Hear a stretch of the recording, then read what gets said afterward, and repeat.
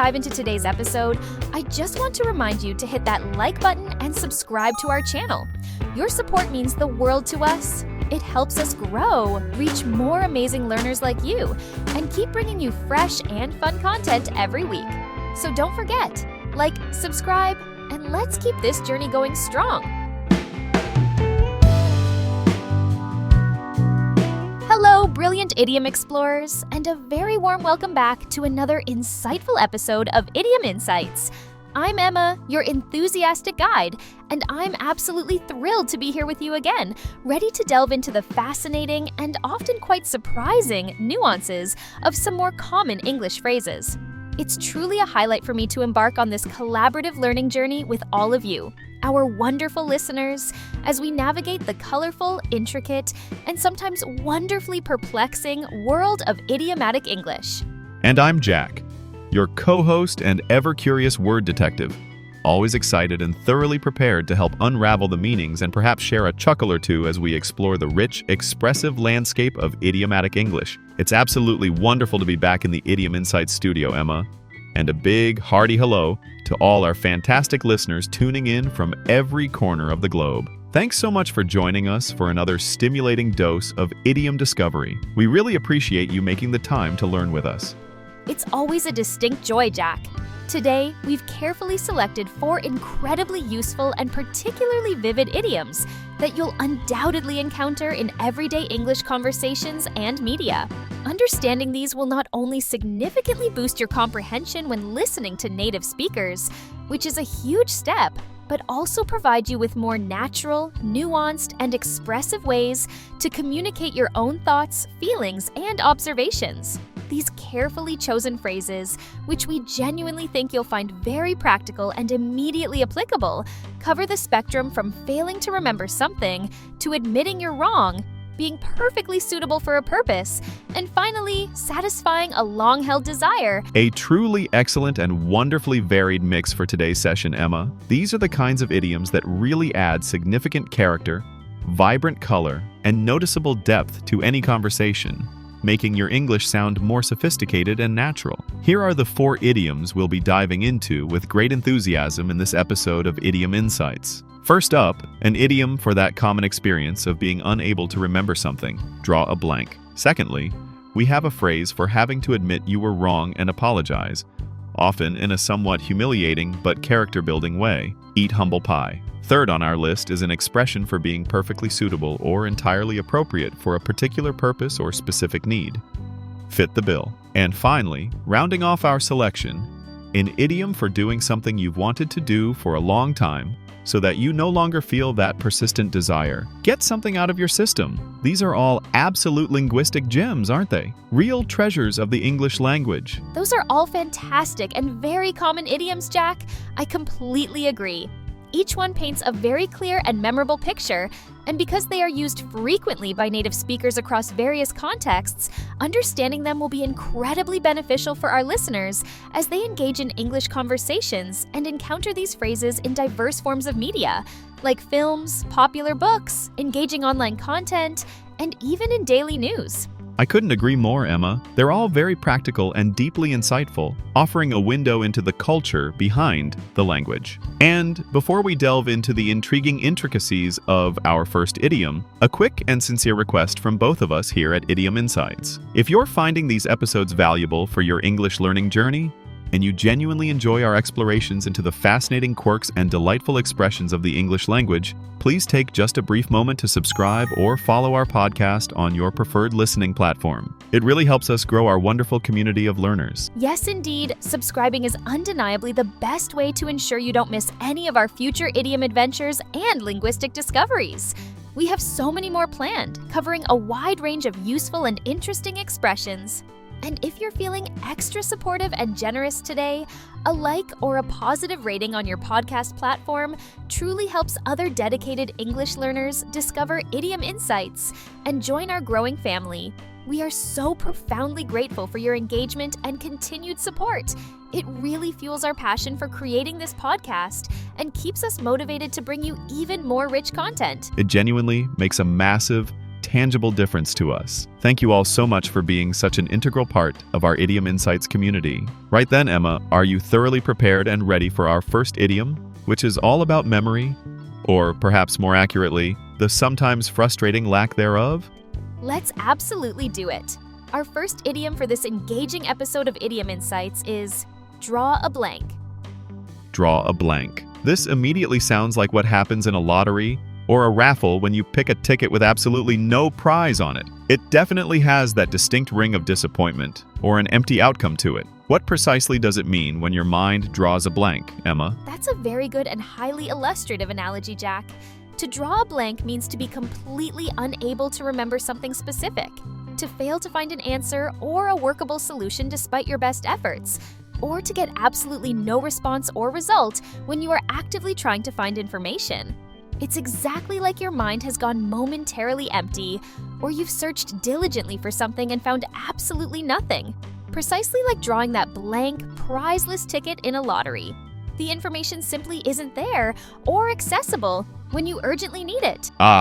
So it's that incredibly frustrating feeling when you're desperately trying to recall a specific name, an important fact, or a brilliant idea, but your mind just comes up completely empty, like a barren landscape. If someone asks you a question, and you know deep down you should know the answer, but you just can't retrieve it at that particular moment, you might sigh and say, "I'm sorry, I'm drawing a blank right now." It certainly happens to the best of us, I'm quite sure, more often than we'd like. Precisely. Or for another example, if you're trying to think of a creative idea for a new project or a solution to a tricky problem, but no good ideas whatsoever are coming to you. No matter how hard you concentrate, you could say you're drawing a blank. It implies a temporary and often vexing inability to retrieve stored information or generate new thoughts, frequently despite making a real, concentrated effort. It's like hitting an invisible mental wall that just won't budge. It's a very common human experience, isn't it? That perplexing mental block when you're diligently searching for something specific in your memory banks and absolutely nothing appears, as if the file is missing. It can happen when you're trying to remember a crucial password, a familiar person's face, or even what on earth you went into a particular room to get. That last one is particularly relatable for many of us, I think, and a frequent source of mild amusement or frustration. Yes, absolutely. That's a classic example. It can also be used importantly if you are searching for information externally, not just from within your own memory. For instance, if a detective is meticulously investigating a complex case and all their carefully followed leads come to absolutely nothing, they might report to their superior that they've drawn a blank in their investigation, meaning they found no useful clues, no new evidence, or any significant pointers to help them move forward with the case. So, fundamentally, it's about a distinct failure to find or remember something important, resulting in a blank or an utterly empty result, a real informational dead end, so to speak, leaving you at a standstill. Exactly. That unmistakable sense of emptiness or void where information should ideally be, leaving you feeling a bit stuck, perhaps even slightly foolish or anxious. Okay, so to draw a blank means to be unable to remember something, or to find a specific answer or piece of information. Are you ready to hear Mia and Mark use this very common idiom, Emma? I'm quite curious to see how they naturally incorporate it into their conversation. Let's listen in with anticipation. I wonder what important detail one of them might be struggling to recall. It's always so enlightening to hear these idioms used in a natural, contextual setting. Mark, I was trying to remember the name of that fantastic little Italian restaurant we went to last year, the one with the amazing, authentic pasta, remember? I want to recommend it to a friend who's visiting soon. Oh, that little place in the old town with the red and white check tablecloths? Yes, I remember it vividly. The food was absolutely incredible, but what on earth was it called again? It's on the edge of my memory, just out of reach. I know. It's right on the tip of my tongue, as they say, but I just can't quite think of the name. I've been racking my brain for the last 10 minutes. Going over everything we did that day, trying to trigger the memory. Let me think. Was it Luigi's Trattoria or something very similar to that? No, that's not quite it. Honestly, Mia, I'm completely drawing a blank right now too. I can picture the restaurant perfectly in my mind's eye. I can even remember what I ate. That delicious, rich lasagna. But the name itself just won't come to me. It's so incredibly frustrating when that happens, isn't it? Tell me about it. I'm drawing a total and utter blank. Maybe if I look through my old photos from that trip, the name will suddenly come back to me. It's so annoying when your memory fails you like this, especially when you genuinely want to share something good with someone. That was indeed a perfect example of the idiom in action. Both Mia and Mark were drawing a blank when trying to remember the name of the Italian restaurant, meaning they were completely unable to recall it at that moment, despite knowing they should remember it and trying hard. Their shared frustration was quite evident and very relatable. Exactly. The idiom powerfully conveyed their frustrating inability to retrieve that specific piece of information from their memory at that particular moment. It effectively highlighted that common experience of a temporary mental block, which can be quite disorienting and even a little unsettling when it occurs. It's a very relatable idiom for that everyday occurrence of forgetting something you feel you should know. I'm absolutely sure our listeners have all been there many times. It certainly is. So next time you find yourself unable to remember something, whether it's a crucial name, a familiar place, an important date, or a vital fact, you can accurately say you're drawing a blank. And we'd love to hear about a time you drew a blank at an awkward or important moment. What were you trying desperately to remember? Please share your stories in the comments section below this episode. We always get a good kick out of your shared experiences. That's a great idea, Jack. Let's move on now to our second fascinating idiom in this episode of Idiom Insights. This one is about admitting you're wrong, which, as we all know, is never particularly easy. Our second idiom for today's exploration is eat humble pie, an extremely evocative and rather descriptive phrase, indeed. Eat humble pie. This certainly sounds like a rather unpleasant and perhaps unappetizing meal. Definitely not something one would willingly order from a restaurant menu. What does it mean to eat humble pie, Jack? It is indeed a most unpleasant, though entirely metaphorical, meal, Emma. To eat humble pie means to be forced to publicly admit that you were wrong and to apologize, often in a somewhat humiliating or decidedly humbling way, especially after being very confident, perhaps even arrogant, or quite outspoken about your incorrect opinion, prediction, or stance. It means to suffer humiliation by publicly admitting your error, essentially eating your own confidently spoken words. So it's about being proven comprehensively wrong and then having to publicly acknowledge your significant mistake, which can be quite embarrassing and uncomfortable, especially if you were very, very sure of yourself beforehand. For example, if a politician makes a very strong, extremely confident prediction that ultimately turns out to be completely false, and they then have to publicly admit their glaring error, they are said to be eating humble pie. The media and the public often enjoy such moments of comeuppance. Precisely. Or if someone boasts loudly and repeatedly that they will easily win a competition or achieve a difficult goal, but then they lose badly or fail spectacularly, they will inevitably have to eat humble pie and admit they were overconfident or simply incorrect in their assessment. The humble pie part itself is quite interesting.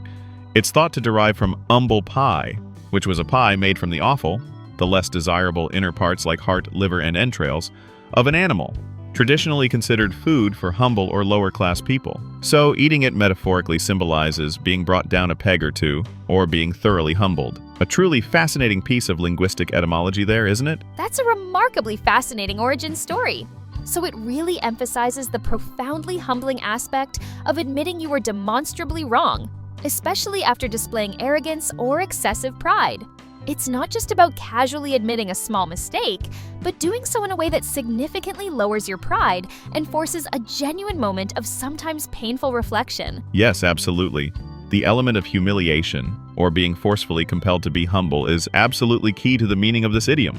It's often a direct consequence of one's own previous arrogance, boastfulness, or unchecked overconfidence. You are effectively forced to eat your own words, so to speak, in a very humbling and often public manner. It's frequently a tough but valuable lesson in humility. So, to give another example, if a sports commentator makes a very bold and perhaps dismissive prediction about a particular team, confidently stating they have absolutely no chance of winning, and that team then goes on to win the game or championship spectacularly, the commentator will inevitably have to eat humble pie on their next show, much to the amusement and delight of the fans of the victorious team. Exactly. They have to formally retract their previous confident, but ultimately erroneous statements, and fully acknowledge their significant misjudgment in front of their audience.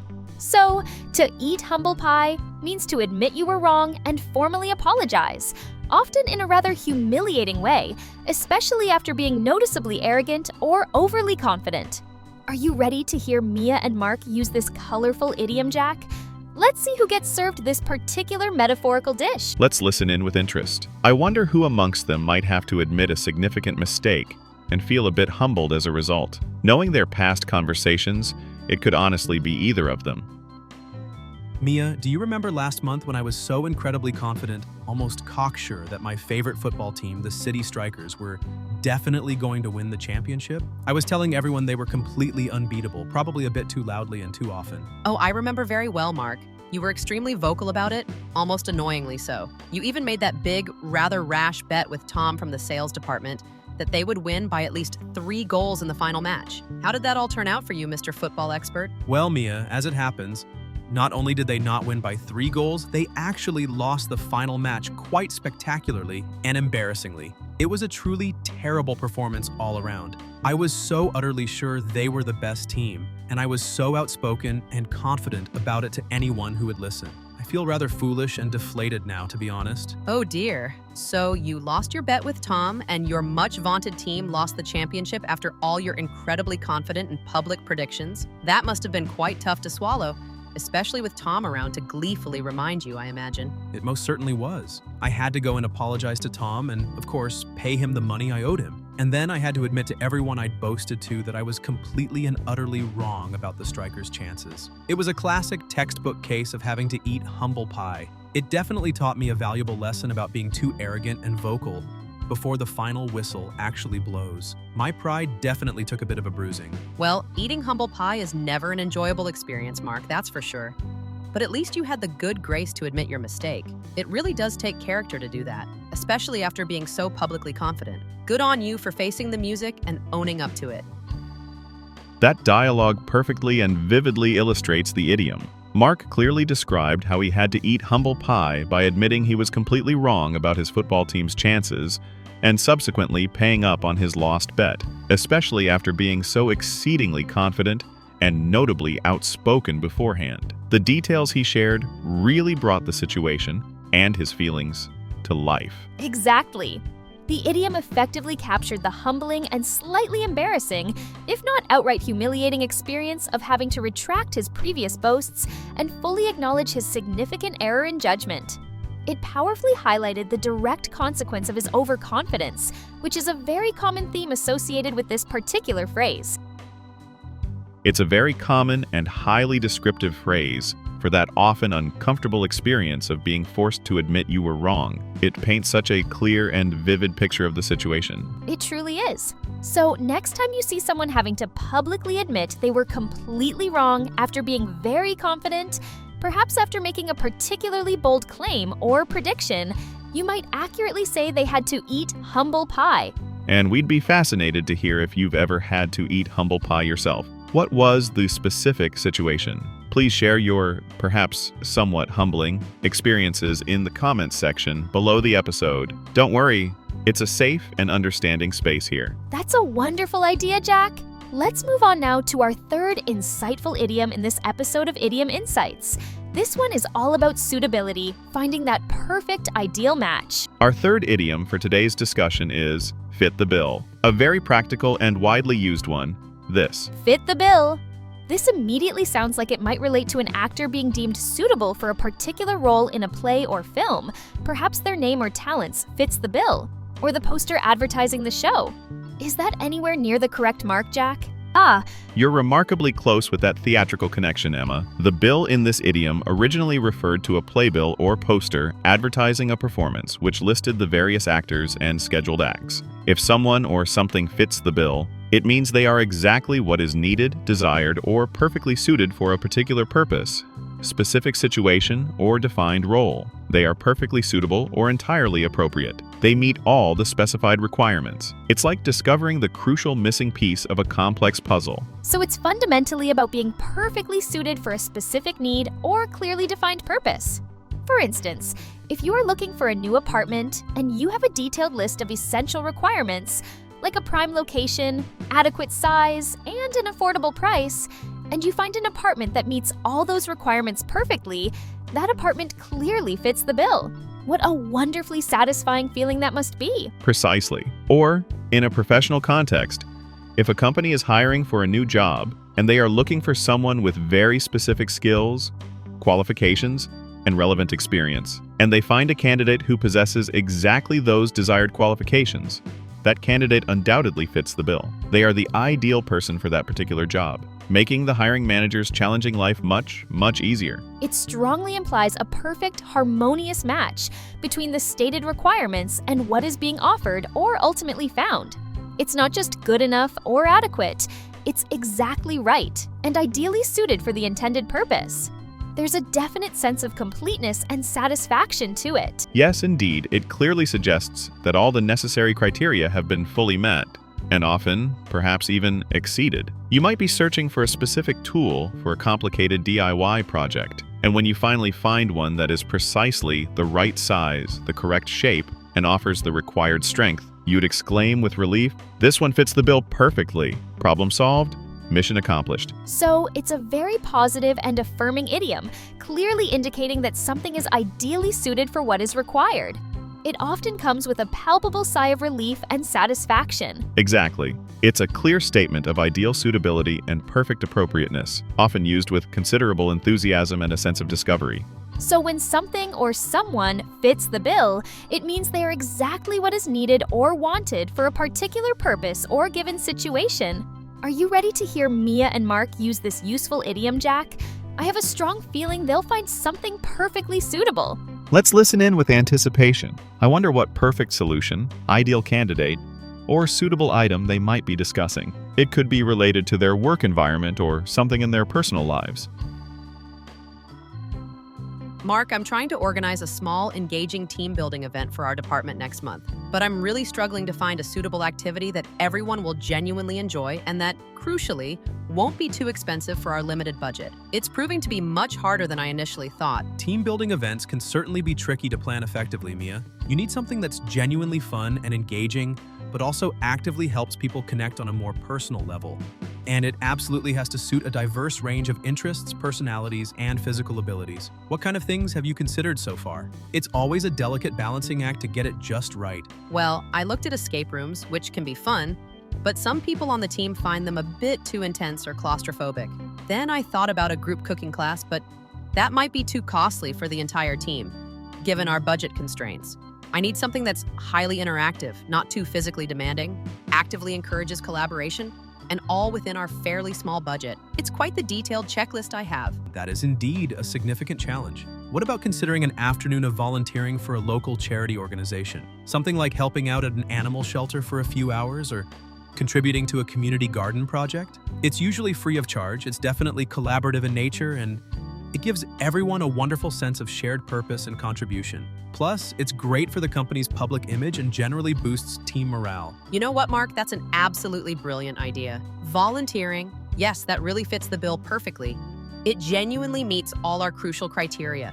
It's low cost, it actively encourages teamwork and communication, it's not too strenuous for anyone, and it would be a really positive and meaningful experience for everyone involved. That suggestion absolutely fits the bill. Thanks so very much for the fantastic suggestion. You've completely saved the day. That dialogue perfectly and clearly illustrates the idiom. Mia was diligently looking for a team-building activity with a specific set of requirements, and Mark's insightful suggestion of volunteering fit the bill perfectly because it successfully met all her criteria for cost, collaboration, physical demand, and overall suitability. A great problem-solving moment captured there. Exactly. The idiom was effectively used to express that the suggested activity was an ideal and perfect match for what was needed, successfully fulfilling all the necessary conditions and constraints she had outlined. It clearly highlighted the perfect suitability of the idea, and Mia's obvious relief and enthusiasm were palpable in her voice. It's a very common and extremely useful way to say that something is exactly right for a particular purpose or need. A very handy and versatile phrase to have in your everyday English vocabulary. It most certainly is. So, next time you find something that is perfectly suitable or meets all the specific requirements for a particular need or situation, remember the idiom, it fits the bill. You'll undoubtedly find plenty of opportunities to use it effectively. And we'd be delighted to hear about something that recently fit the bill perfectly for you. What were you specifically looking for? And what was the perfect solution or item you found? Please share your positive stories in the comments section below this episode. We always love hearing about your success stories and discoveries. That's a wonderful idea, Emma. Now, we've arrived at our fourth and final idiom for this engaging episode of Idiom Insights. This one is all about satisfying a long-held desire or urge, something many of us can undoubtedly relate to on a personal level. Our final idiom for today's exploration is, get something out of your system. It sounds quite liberating and cathartic, doesn't it?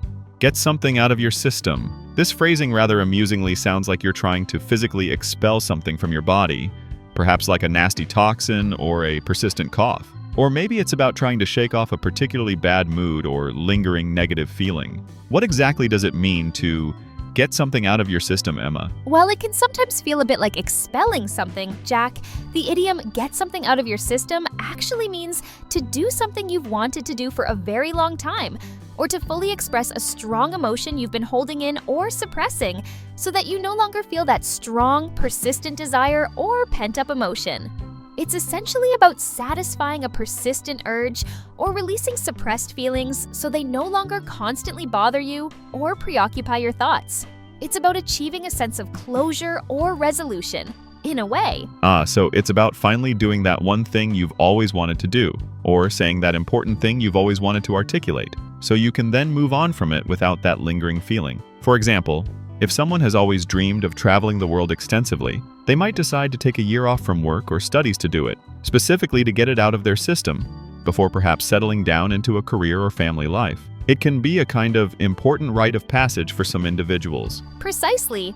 Or in another context, if someone is very angry or upset about a perceived injustice, and they keep thinking about it constantly, they might need to write a detailed letter of complaint, have a frank discussion, or talk about it extensively with a trusted friend to effectively get it out of their system, to release that built-up anger or frustration so it doesn't continue to consume them or negatively affect their well-being. It strongly implies that once the desire is fulfilled or the emotion is adequately expressed, it will no longer have such a strong, persistent hold over them. It effectively clears the air, or more accurately, the mind. It sounds like it can be a very cathartic and psychologically beneficial experience. It's fundamentally about satisfying an inner urge or need, so it stops nagging at you or distracting you. It could be a powerful desire for a grand adventure, a pressing need to express a legitimate grievance, or even just a simple craving for a particular type of food, like finally indulging in that decadent piece of chocolate cake you've been eyeing intently all week. Yes, absolutely. You might finally decide to eat that huge, tempting chocolate cake you've been dreaming about for weeks on end, just to get that craving out of your system. The something in this idiom can encompass a very wide range of desires, ambitions, or emotions that have gradually built up over time and now urgently need an outlet before they start causing more internal pressure or unease. So, if a musician has a particular song idea or melody that keeps going around and around in their head, almost obsessively, they might urgently need to sit down and compose and record it, just to get it out of their system, so they can then move on to new creative ideas and projects. Otherwise, that persistent, unfinished idea might actually block their creativity for other important work. Exactly. It's all about fulfilling that persistent, often distracting urge and thereby freeing up valuable mental space and energy for other things. So, to get something out of your system means to do something you've long wanted to do, or to express a strong, pent-up emotion so that the desire or emotion no longer preoccupies you or holds you back. Are you ready to hear Mia and Mark use this very relatable idiom, Emma? I wonder what lingering desire or suppressed feeling will surface in their conversation now. Let's listen in with great interest. I wonder what long-held desire or significant emotion one of them might be needing to address or resolve. These conversations involving personal desires are always quite revealing and often inspiring. Mark, I've been thinking a lot lately about that ambitious backpacking trip through Southeast Asia I always dreamed of doing when I was younger, probably in my early 20s, but somehow never got around to actually doing. The thought just keeps popping into my head unexpectedly, especially when I'm feeling a bit bored or uninspired at work. Oh, that sounds like an absolutely amazing and life-changing adventure, Mia. Why didn't you ever go? Did life just sort of get in the way with work commitments, financial constraints, and other responsibilities? It unfortunately happens to so many people with big, exciting dreams. Pretty much, yes. I always told myself, maybe next year, but somehow next year never seemed to actually arrive. But now, the desire to do it feels stronger than ever before. I genuinely feel like if I don't do it relatively soon, I'll always regret it deeply. It's like this piece of unfinished business in my mind, a sort of persistent, internal itch that I just can't seem to scratch. Well, perhaps you should seriously consider planning it then, Mia. Maybe you need to just bite the bullet, go and do it, to finally get it out of your system once and for all. If it's a dream you've held onto for such a long time, fulfilling it could be incredibly satisfying and would allow you to move forward without that nagging, lingering what-if question hanging over you. Life's far too short for those kinds of major regrets, don't you think? You know, Mark, I think you're absolutely right. Maybe I do just need to get it out of my system. Even if it ends up being a shorter trip than I originally imagined all those years ago, just going and experiencing some of it would probably stop it from being this constant nagging desire at the back of my mind. It might finally be time to make it happen, to stop just dreaming about it and start actively doing something to achieve it.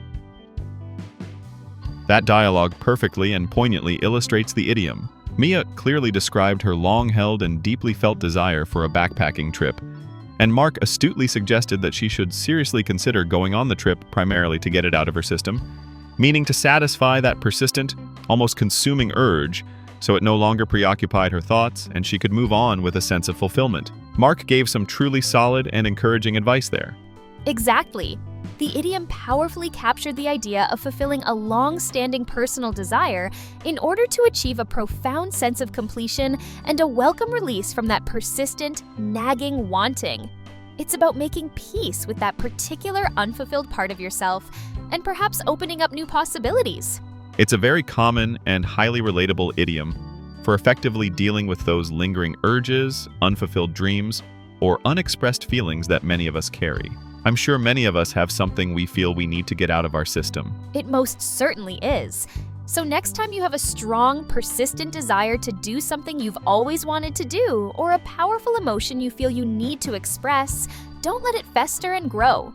You might just need to get it out of your system to find peace and move forward. And we'd absolutely love to hear about something you personally needed to get out of your system. What was it? And importantly, did you manage to do it? Please share your inspiring stories and experiences in the comments section below this episode. We're always incredibly inspired by our listeners' diverse adventures and achievements. We always thoroughly appreciate reading your insightful comments and hearing about your personal experiences. Well, Jack, we've explored 4 more really insightful, practical, and highly useful idioms in this packed episode of Idiom Insights. Time certainly does fly when you're having fun with phrases and delving into the richness of language. We certainly have, Emma. Just to quickly recap for everyone tuning into Idiom Insights today, and to help firmly solidify these wonderful expressions in your memory, we learned Draw a blank, meaning to be completely unable to remember something or find a specific answer. That incredibly frustrating moment of sudden mental emptiness we all experience from time to time. Eat humble pie, meaning to have to admit you were wrong and formally apologize, often in a somewhat humiliating way, particularly after being conspicuously overconfident or arrogant, a necessary, if sometimes unpleasant, experience for personal growth. Fit the bill, meaning to be perfectly suitable or entirely appropriate for a particular purpose, situation, or specific need. That wonderfully satisfying click when everything aligns perfectly and a solution is found. And get something out of your system, meaning to finally do something you've long wanted to do, or to fully express a strong, pent-up emotion, so that the desire or emotion no longer preoccupies your thoughts or holds you back. A wonderful way to find release, achieve closure, and move forward with renewed energy.